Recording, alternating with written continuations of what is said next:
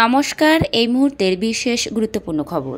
সর্বভারতীয় মেডিকেল প্রবেশিকা নিট দিতে গিয়ে এক অদ্ভুত অভিজ্ঞতার শিকার হয়েছিলেন বাংলার এক পরীক্ষার্থী।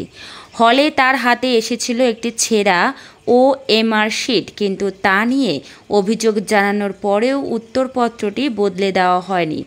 বদলে উত্তরপত্রটি তার থেকে নিয়ে 1.5 ঘন্টা তাকে হলে বসিয়ে রাখা হয় এবং শেষে জানানো হয় ছেঁড়া OMR শিটেই পরীক্ষা দিতে হবে তাকে। এমন অভিযোগ এনেছিলেন ফিওনা মজুমদার নামে এক পরীক্ষার্থী। বিষয়টি নিয়ে কলকাতা হাইকোর্টে দ্বারস্থ হন ফিওনা।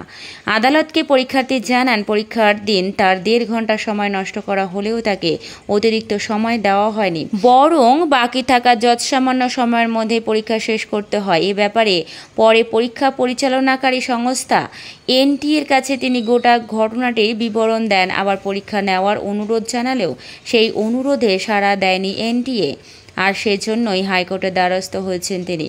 আদালতকে ফিওনা অনুরোধ করেছিলেন তাকে আবার পরীক্ষা দেওয়ার সুযোগ দেওয়া হোক। শুক্রবার ওই মামলার রায় দিল কলকাতা হাইকোর্ট।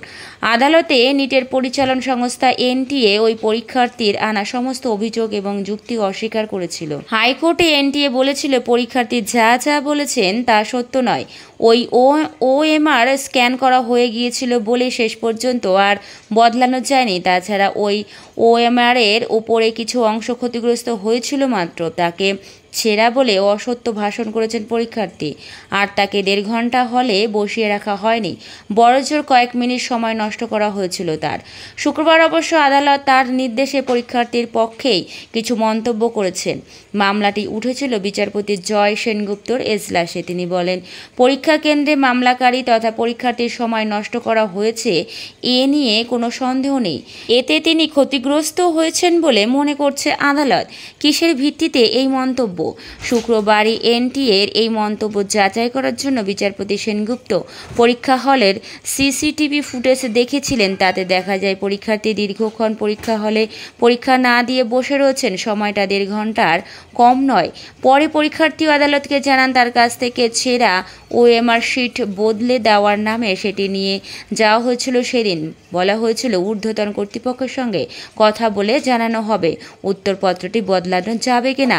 কিন্তু সেই একই OMR ফিরে আসে 1.5 ঘন্টা অপেক্ষার পরে। ততক্ষণ পরীক্ষা দিতে পারেননি ওই পরীক্ষার্থী। পরীক্ষার্থীর আইনজীবী কল্লোল বসু আদালতে সওয়াল করেন, যদি একই উত্তরপত্রে পরীক্ষা দিতে হতো তবে তার আগেই সে কথা বলে দিতে পারতেন। তাতে অযথা পরীক্ষার্থীর সময় নষ্ট হতো না, তিনি পরীক্ষা দিতে পারতেন। এই সমস্ত তথ্য প্রমাণ হাতে পাওয়ার পরই বিচারপতি পরীক্ষার্থীর ক্ষতি হওয়া নিয়ে ওই মন্তব্য করেন। যদিও তারপরেও তিনি পরীক্ষার্থীর পুনরায় পরীক্ষা বসার আর্জিতে সায় দেননি।